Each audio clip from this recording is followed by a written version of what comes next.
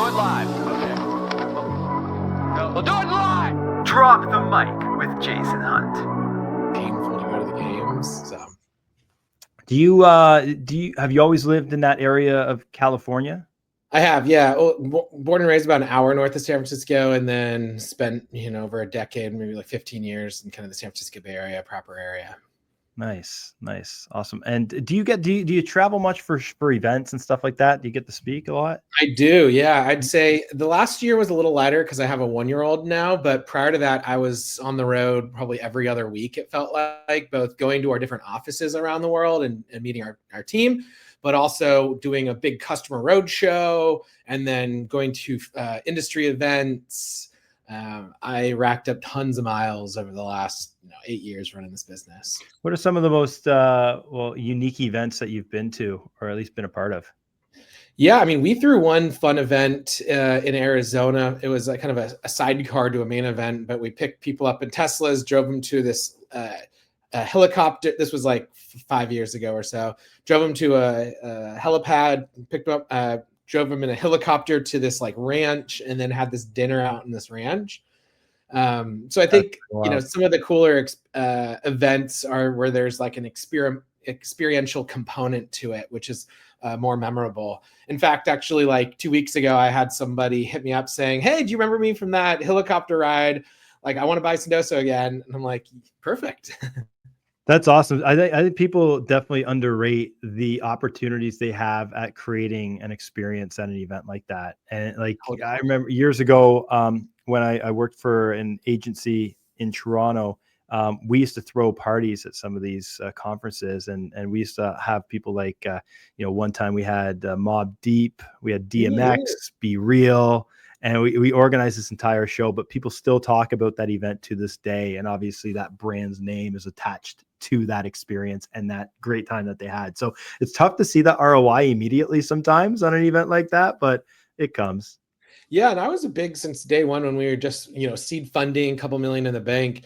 I was pretty big on pushing our one marketer at that time to be like, let's overinvest in events, even though it's a little bit counterintuitive. And people are like, no, spend on like really tactical digital demand gen that you can track.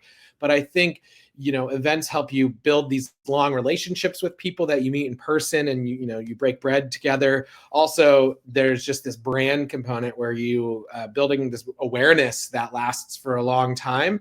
That's not tracked from like someone filling out a form in a website. So it's true. And as we enter, the age of automation, it's going to be more and more emphasis on the importance of going to an event, meeting people, shaking hands. I mean, that's something that's probably, increased in demand, especially since the pandemic, where people were lacking or needing that face-to-face connection for so long that we're finding that we're at a time in 2025 where it's just like everyone's going to shows now. Like, it's crazy. And I think it's the experience around both sides of the going to the event too. So we even see some of our customers send really cool like gifts out. Like there was a sporting event where they sent like this really cool ticket with like a logo on a baseball and this like unboxing experience inviting you to the event. We've seen some other like golden tickets, and I think there's something to be said around the experience that before the event and you building up excitement to it. At the event, and then post-event, how do you follow up? You don't want to just be like cold called by an SDR being like, hey, you stopped by our booth, sign up for our product now. It's like, how do you continue a more organic conversation than just this like transactional sale type of experience? So I think that's increasingly critical too. Talk about that for a second. Let's dive into that. What is the right strategy, to the preparation before the event? For a brand that's going to an event, what's the best way to prepare for that? Best way to take advantage of the event or the opportunity at the event and the follow-up? Maybe you can break into that. Yeah, so I think, leading up to an event, I think there's an opportunity to both, how are you pre-engaging with either people that you're inviting to the event or attendees, that are going to show up? I think gifting is an underutilized strategy there because, while the return on investment might be a little bit harder to track, if you already know this attendee's going, if you're selling these larger 6-figure deals, like, how you close that deal is going to be these unique touch points and the creativity that differentiates you from another competitor. And so investing in a wowed experience leading up can be critical. I think there's also, oftentimes you have these if you're in B2B sales, you have these SDRs that are like kind of more transactionally almost annoying people pre-event versus maybe a more higher end touch from an executive or so I think there's opportunities there to create a higher elevated experience leading into the event. At the event, besides if it's a big event with a booth or it's a dinner event, it's how do you use creativity as a secret weapon to, like I said, that this helicopter ride was a part of a larger event, but that was more memorable than someone stopping by our booth at the time. And so I think there's how do you embrace like the time that someone has at the event. It's not just, walking by your booth, but is it a breakfast? Is it a dinner? Is it some other experience? And then again, post-event, equally critical. How are you tracking and using data to understand, the ROI of the event? But then how are you creating a more cohesive experience? I've seen many a times where, the team that went to the event then hands off this lead list to this other team that then like dials for dollars and is hoping to book a meeting. But in reality, that's just not a great experience. It's like, you could have had that one-to-one connection that spurred a better follow-up. It's interesting because recently we were at an event here in Toronto, and we had a booth. It was a franchise expo, and we were promoting an AI product. It's an AI agent that we built that lives on websites. Yeah. So, but it was interesting because it's like it's hard to make a memory at a booth. Because I mean, all people have like literally short attention spans, and they have like 5 seconds to read everything on your banners and decide whether or not they want to spend 5 minutes entertaining a conversation with you. And that's even in that 5 minutes, how much of an experience can you actually create? And the answer is none, right? Yeah. You're not creating anything. People are just information gathering, and that's it. But one thing for us that stood out was we were the only company at the entire event that had the word or had the abbreviation AI on the banner. And so that naturally just attracted so many people to us, which was great in one sense, but also negative too, because we attracted a lot of like software engineers and IT people that were just inquisitive about what's this AI at a franchise expo, right? So that's why it's important when you're creating that booth or trying to create that experience, having the right messaging that's going to pull the right people in and push the wrong people away. We also had this awesome strategy a bunch of years ago, which we probably should bring back, but it was really fun. At all these events, we would bring like a pop shot little basketball hoop, and you could come to the event and you'd shoot your name on the little leaderboard there. You'd win some prizes, but then you'd see us in that pop shot again and again and again, like dozens of times that year. And we'd be like, hey, what was your score last time? Because a lot of the people that go to these industry events, you see again and again and again. And even if it's a customer or, you can bring back like, what was your score last time? You try to keep track of it. And we had this great, ongoing, memorable, like who's got the leaderboard, and we'd carry it over from event to event. And that was pretty fun. You know what? I think that's a great idea. It's that kind of like the lead up for the next one and the next one after that, right? Yeah. And that's something that company I used to work for did the same thing with the concerts. They would have a different artist, so everyone would be asking, "Who's the next artist that's coming to the show?" It's right. You're almost obligated now to bring that basketball hoop each and every show now if people want to know about it. But that's what keeps that relationship going, right? And it's fantastic. So maybe tell me a bit about the business that you're in and the area and who you're helping. Yeah, so I started Sendoso about 8 years ago. Prior to that, I spent about a decade in software sales myself. And what I saw in software sales was it was becoming very saturated to send out a ton of spammy emails. Buyers were tuning out. It was really noisy. And so I myself was, manually sending out handwritten notes. I'd pack boxes of swag and send it out to prospects. I'd, hear a dog bark on a sales call, and I'd send over a dog toy from Amazon after. And it was all these things that created this more like human connection and had me stand out from all that noise. The problem was it was just intense. It was manual. It was time. It was just time consuming to pack boxes. It'd be like 8 o'clock at night. And I'm still like feverishly writing notes, trying to prep for a FedEx drop off.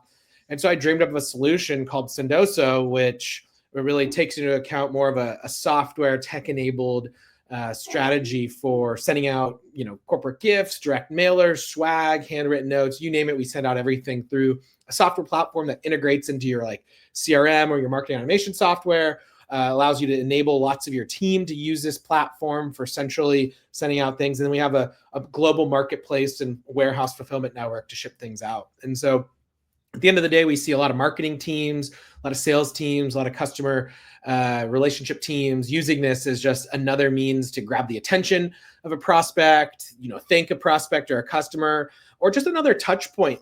As we mentioned before, sending a golden ticket, inviting someone to an event, or somebody is coming to a demo and you send them a coffee gift card that morning as a way to just brighten their day. So there's a lot of different touch points along this buyer and customer journey that can be improved upon by sending them something and standing out. And then at the end of the day, my mantra is people buy from people. And so if you can, remember when one of my favorite stories is a conference a handful of years ago, someone came by our booth with they were on crutches and he broke his ribs in a skiing accident. So I just gifted over a rack of ribs that showed up to his house with a funny note saying, here's an extra rib for you. And, it's like kind of cheeky, but, at the end of the day, he booked the meeting for us, became a customer. And it was just like that kind of funny rapport built from like a broken rib turned into a rack of ribs and a funny conversation. All right, I'm gonna just give you a few random type of businesses. Maybe you can give an example of how you can foresee them using Sendoso. Yeah. Right. So sure. Let's do a real estate agent that just helped a client sell their house. Yeah, great example. In the case of what we can provide, could be sending over a more personalized gift based on the relationship. So I think instead of this generic, everyone gets a bottle of wine, using our platform to say, hey, this person has a dog. Let me send them a dog toy. This other person that just closed the home was mentioning they just got, a new car, and you're going to send them over this, car accessory. So having a more wide-ranged, personalized the gift, I think, is a good example for a home buying gift. Or I think, what some realtors could benefit from is, using us longer term in that customer journey. Like if you sell someone a house today, are they going to rebuy in 4 years? And what's your tactic for getting in front of them years into the future? And so thinking through that and, where a gift could come into play later on is useful. So why would somebody sign up for a new platform? Because we all don't want to sign up for more platforms. Mm-hmm. We want to limit the amount of platforms we sign up for. So why would somebody go to Sendoso instead of just doing it on Amazon? Yeah, so lots of reasons. One is integrating into where you're currently living, into your CRM, into your marketing automation software, so you can click a button where you already live and go.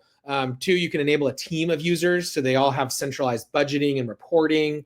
3, with software, you can have suggestions. We have millions and millions of data points, hundreds of millions, so we can provide really personalized suggestions based on the individual or the persona you're trying to send to. We have curated gifts too that are maybe more personal, like like through Amazon, you can't always send like flowers or candy. You're stuck with what Amazon has, and so you can send anything through Amazon through our platform, but also through tens of thousands of vendors around the world as well. We also will have more of a curated unboxing experience. So if you send an Amazon gift to somebody, I don't know if it comes with like a little printed note on like what looks like a receipt paper. It doesn't come across as like authentic. I could keep going, but what? I guess another use case, and you probably see this a lot, is like a company that has to send out like 40 different gifts at Christmas time. Yeah. 40 or like 4,000 or 40,000. So depending on the volume, that's a great use case for holiday gift. Also, we see people having these like holidays throughout the year, whether they're like, here's a St. Patrick's Day gift for you, or a summer gift pack, or a national, EA day. There's a lot of these like national days that you can use as just another reason to get in front of a prospect or a customer, and make their day. Yeah, I think that, and I'm just thinking about it here. It's like, it's nice to get something tangible that you can touch, isn't it? Totally. Yeah. And with obviously the With the AI becoming so people becoming so used to AI, is going to be more and more important emphasis on that human connection in one way, shape, or form. You know, if it's meeting somebody at an event or actually receiving something physically in the mail. Are you getting traffic to your business's website, but it's not converting into sales the way you would like? You need to turn those conversations into customers. Introducing Chitello.ai. Chitello isn't just another AI agent. It's a custom-built AI that understands your business inside and out, delivering 24/7 support to your customers and your clients. Go over to Chitello.ai and request a demo today. Chitello.ai provides instant, human-like live support, instant answers 24/7, customizable support, insights and analytics, accurate responses. Go on over to Chitello.ai and book your demo today. Yeah, Right? You can see and touch, you know? exactly. And there's some kind of psychology to touching something on your desk that, you have a little bit more emotional connection. There's some reciprocity, the unboxing experience, all those things go into a more human connection than, getting an email. What's maybe one of the craziest gifts you've seen sent through the platform? Gosh, man, so many. I mean, we had some companies sending these like Traeger barbecues, which I was like, I want one of these. Traeger? Yeah. Wow. A lot of cool like DJI drones, which are pretty cool. So yeah, all types of things. But at the end of the day too, it's like the random things. One sales team saw that sending out rubber chickens made people like respond. It's like, what the heck? I would never think that. So you just kind of don't know what's going to work and Wait a create. second. A rubber chicken to see how many people would respond to it? Yeah, well, they were sending rubber chickens out in their process of trying to book meetings, and people were responding to a rubber chicken.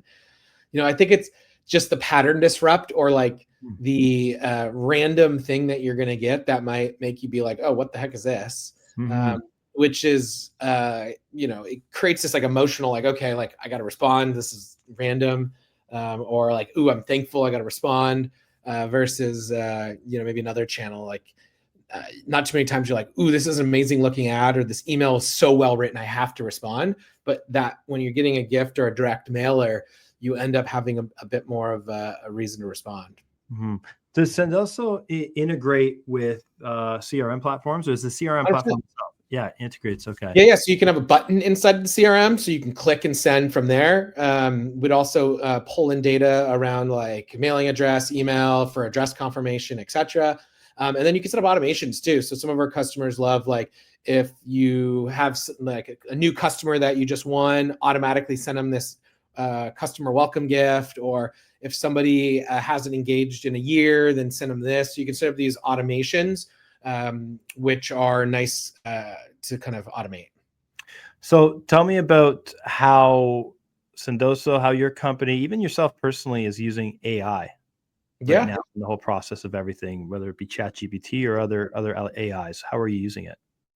Yeah, I'll break it down to one, how we as a company use it. And then if we want, we can get into how Sendoso thinks about it. But as a company, we're very AI focused in terms of like enabling our team. Everyone can have, their pro version covered by us, whether that's for ChatGPT or Claude, et cetera, pick your own.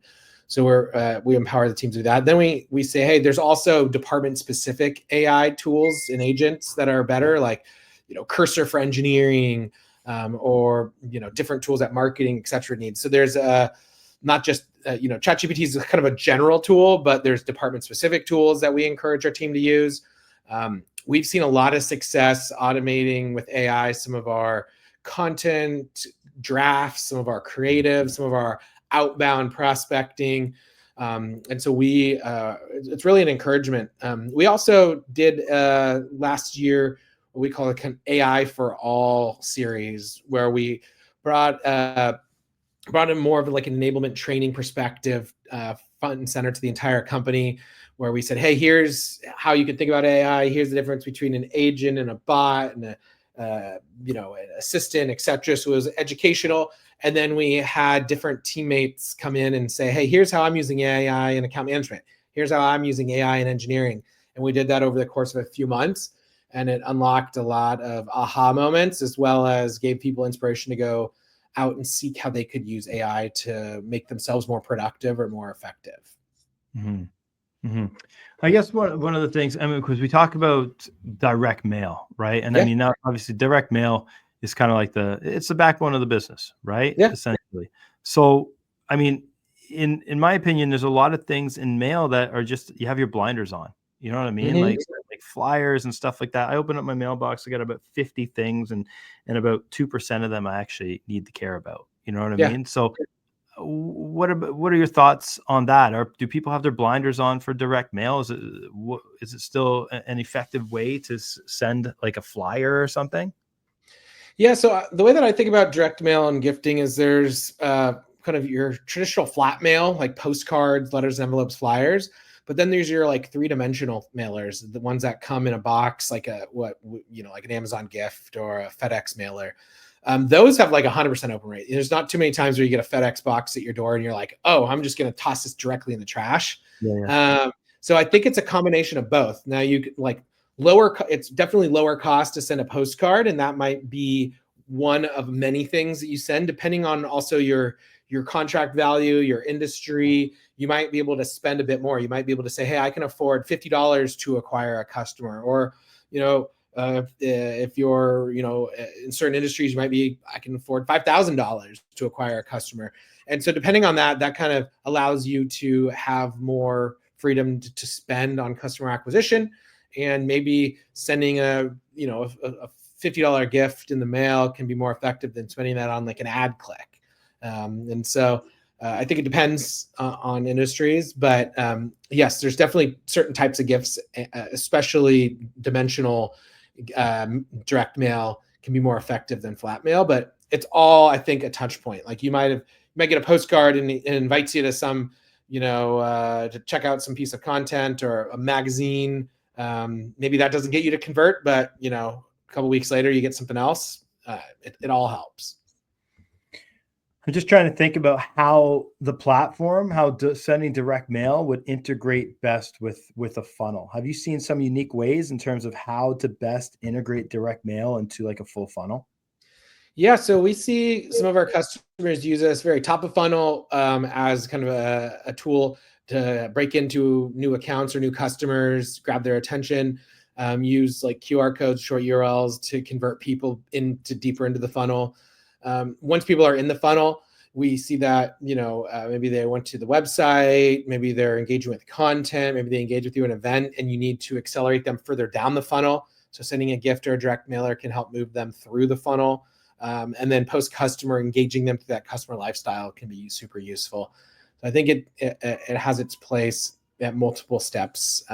And I'm not saying use direct mail and gifting solo and just that is going to be your golden ticket. I think in today's world with so much noise, you've got to be running ads, doing emails, sending out gifts, using direct mailers, showing up at events, doing social, optimizing your web channels, etc. And if you're doing that across a dozen channels and your competitor's only doing like 4, who's going to win? So Yeah, I definitely agree with you. Omni-channel presence is super exactly. important, right? And yeah, we did a campaign. It's probably one of the only mailer campaigns we've done. It was for a department in our business that's geared towards dentists and dental marketing. And so what we did was we had dozens upon dozens of proposals that were sitting out there, just kind of dormant. So we just created some postcards and threw a $5 Starbucks gift card in each of the postcards and chucked it out there. And it didn't really breed any ROI at all. It's almost like, the receptionist opened up the mail and just pocketed the Starbucks card and never got in front of the actual dentist. So, but also we didn't have a great job attributing that. Does Sendoso offer anything with attribution? Yeah, so we will help push data back into CRMs upon delivery of items, or gifts and mailers, correlating the influence that is, and then helping you do the next step thereafter. So in some cases, that mailer that lands, it's equally important again to follow up thereafter with a sales call or a sales email saying, "Hey, I hope you enjoyed that cup of coffee," and again, that can drive another elicit a response there too. And so you've got to just go wham, bam, bam, bam. So that's interesting. So the platform is able to offer that notification essentially when they receive it, so you can know when exactly to call them. Correct. Or you can even automate like a next step, like once it's delivered, then create an action in your CRM to call them, etc. So you can set up these like reminder tasks as well, which is useful too. Because I think you again need to be very omni-channel, and you need to be you need to be persistent. Definitely.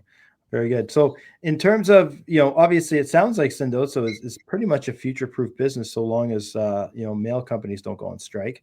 I think you're pretty good. We actually had a strike here in Canada over Christmas time with Canada Post, which is the mail. Man. And it was a big problem. People didn't receive their Christmas cards until February. So wow. Yeah, but I mean, if you look at the future for obviously AI being very prevalent in the future, how do you foresee that affecting your business directly and maybe your clients? Yeah, so I think for us, I think other channels like email and ads and content are going to get even more saturated with AI. So those are going to be noisy. So you're going to need to turn to channels like direct mail and gifting. And then direct mail and gifting, there's some inherent things that we're doing based on AI, making it better. So we're using AI to help draft and optimize the message that goes along with that mailer, whether that's a handwritten card or a printed mailer. AI can do a good job there. We have this smart send feature that says, hey, Kris likes golf. Kris lives in California. Kris has a dog. And so we can optimize what you should send to him versus something you should send someone with a different type of persona. We're bringing in smart delivery, which is saying, hey, Kris doesn't go into the office. So here's a better way to deliver this to his home or through email and have him opt into getting an address confirmation. So there's optimizing delivery, even optimizing the signals of when to send is going to be critical. So I think AI is playing a really big part of our roadmap over the last year and a half, and then for the next couple of years. And how do we make our customers more effective and productive, and then drive better conversions across the hundreds of millions of dollars spent on our platform?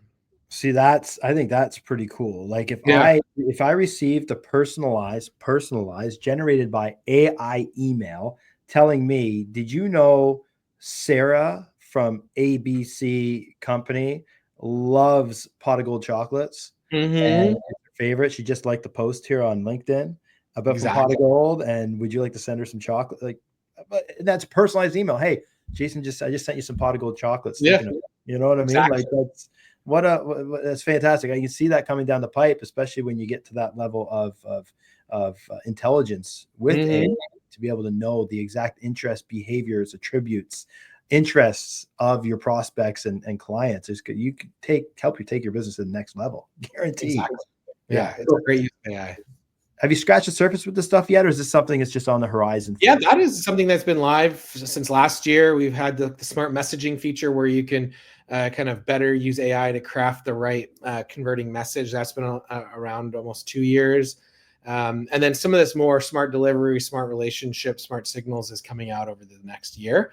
But we've, we had a big data science ML team years and years ago. So AI is, a hot topic now and is easier to use with like OpenAI and Claude and all these new models that have popped up. So you can be faster to market. But we spent years building out the data infrastructure, which I think is critical because we sit on almost a decade of gifting and mailer data that we then can repurpose to make the next mail sent that much better. Drone delivery, is that in the pipeline or what? Not yet, but it's pretty cool concept. I mean, I'm a big drone fan myself, but could be, who knows? Well, it's going to be cool to be first to market with the drone delivery. That goes back full circle to what we talked about in those experiences, right? Precisely. Yeah, very cool. Awesome. Okay, well, if our audience has any questions for you, Kris, how can they reach out? Yeah, add me on LinkedIn, follow me, connect me there. Send me an email if you want. It's Kris, Kris, @sendoso.com. And then if you're curious about anything that you heard today about Sendoso, you can just check us out online at sendoso.com. Are you pretty active on the socials? Big LinkedIn guy. A little less active on the other channels, but yeah, I spend most of my time on LinkedIn. Yeah. How do you differentiate your personal branding versus the business branding? Do you keep it all together or do you separate it? It's pretty merged together at this point. And I think that can benefit because it brings a bit of authentic human connection and like the person behind the brand into some of our marketing. Especially since we market to marketers and sales and CX people, those types of people, I think, enjoy a more personal type of approach than maybe a very corporate-y type of approach. So yeah, they're pretty blended together, and I think it's helped us go to market. And you're the face of the business as well, I'm assuming? Yeah. That's pretty cool. And how big's the team at Sendoso? We're mid 200s in terms of people at the company. Yeah, we support tens of thousands of users using our platform, seen hundreds of millions of spend on our platform, global. So it's been quite a fun ride the last, call it 8 years. Very cool. Awesome. Well, Kris, thank you for your time. Yeah, thanks so much for having me on. Hey, thank you, podcast listener, for checking out that episode of Drop the Mic. If you liked that episode, I would love it if you went on over to your podcast platform and left us a 5-star review. And if you don't want to miss an upcoming episode of Drop the Mic, make sure you hit that subscribe button as well. Thanks again. We'll see you soon.